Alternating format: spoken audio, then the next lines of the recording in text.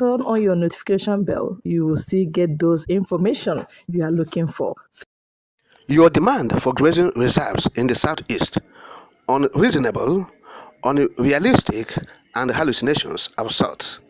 That's the honest Ndibo replying Miyetti Allah. Of course, you know that the issue of cattle rearing, talking about the Fulani herdsmen moving along with their cattle, moving with foot, or moving on foot across the country alongside their cattle. They are rearing. That is what we call open grazing. Has been a burning issue in this country. And in view of that, because of its consequence and attendant deaths, the governors from the southern Nigeria have decided that they have to ban that activity, ancient activity of rearing cow. Yes, moving along the cow with the cow on foot.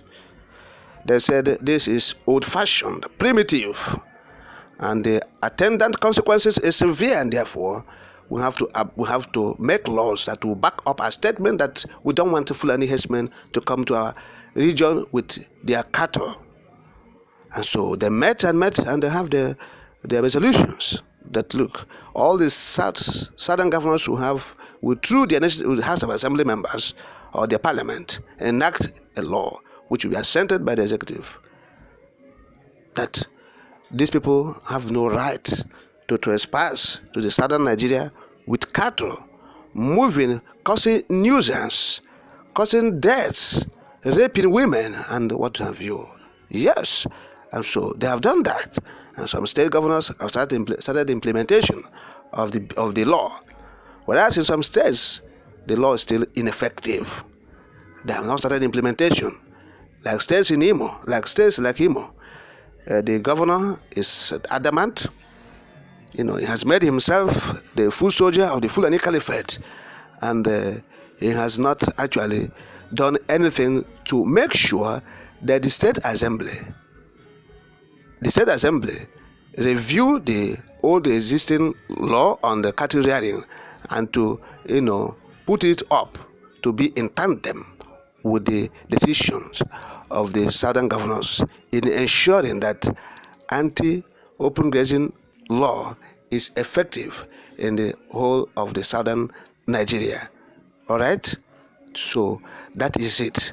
And now the Fulanis, the herdsmen, they are leveraging on these loopholes, like the governor of Hope has given them, to demand for grazing reserves.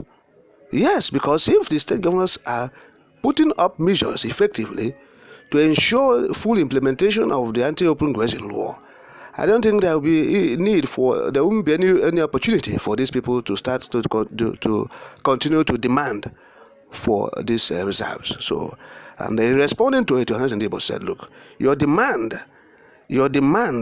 is not only unreasonable, but unrealistic and hallucinations of daydreamers. Of course, Isi Guzoro, the Secretary of Finance, said that the Fulani group should respect the ban on open grazing and cattle routes by the southern governors. He said also that cattle rearing and businesses all over the world remain an individual enterprise and private business like other people who are in businesses of garments, mechanics, and food vendors. He said the use of threats of violence to give conditions for peace shows that the Fulani organizations indirectly indicted themselves for being responsible for the crisis associated with farmers and herders across the country. Of course, that is it. He also added that Ndibo has responded that the perceived demands for 415 grazing reserves across the country have sinister and wicked motives aimed at fueling the disintegration of the country, and land grabbing against the indigenous people is a threat to national security as well and peace. There are no grazing zones and lands for grazing reserves in the southeast. He said the southeast governor's ban on the conveyance of cattle by foot is still effective in the southeast.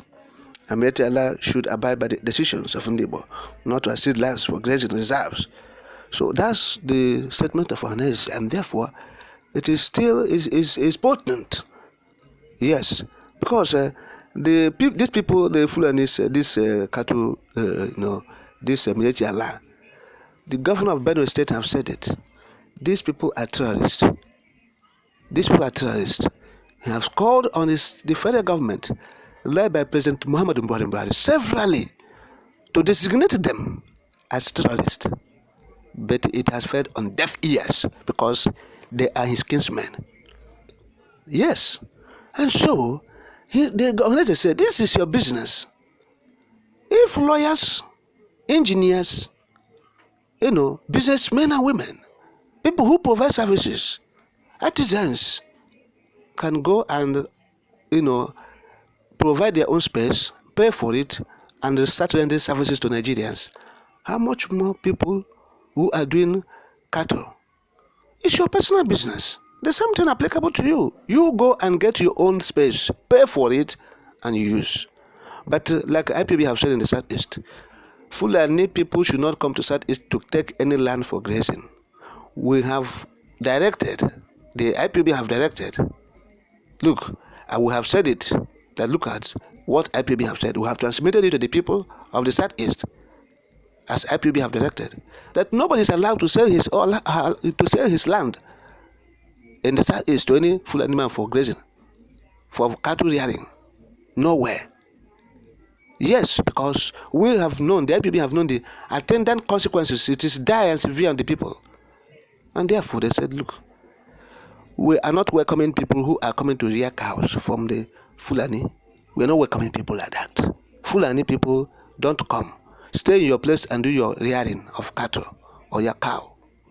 Don't come to Southeast to transport insecurity, to import, to make yourself as an object of insecurity itself in the Southeast. Don't come. And the IPOB has warned even the Southeastern governors, not in any decoy by the federal government, to procure land through them, the land of the people, through the governors, to go and give Miyetti land. Nowhere. The grazing reserves, 415, they have mapped out. No one is in the Southeast. No one is in the Southeast. Even in the other part of Biafrans, like in the southern Nigeria, like Delta State, like River State, Cross River, Akwa Ibom. The grazing reserves are in the northern Nigeria. They should stay there and do their grazing. That is it. It's ancient, it's primitive, old-fashioned, and we don't welcome it. That's what IPB have said. It is bringing death, horror. Our women are being raped on daily basis by these marauders.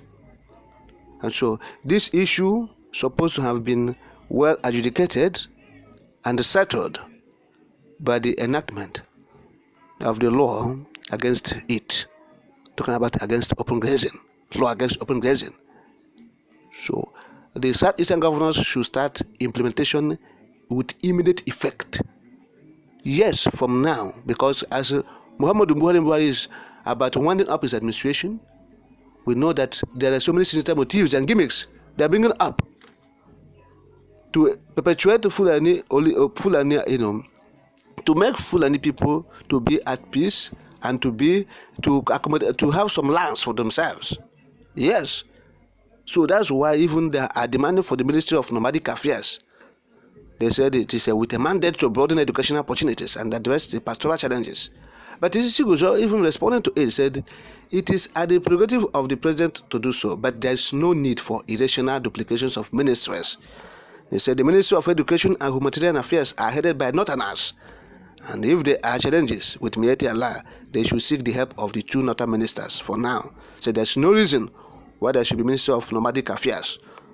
Yes, there's no need for that. All these things they are doing is to provide a soft landing for the Fulani people, cattle rearers, they are nomads, so that as President Muhammadu Buhari is leaving office, they will feel comfortable and feel free, and they can go and start continue killing people the way they have been doing. But that is unacceptable. Yes.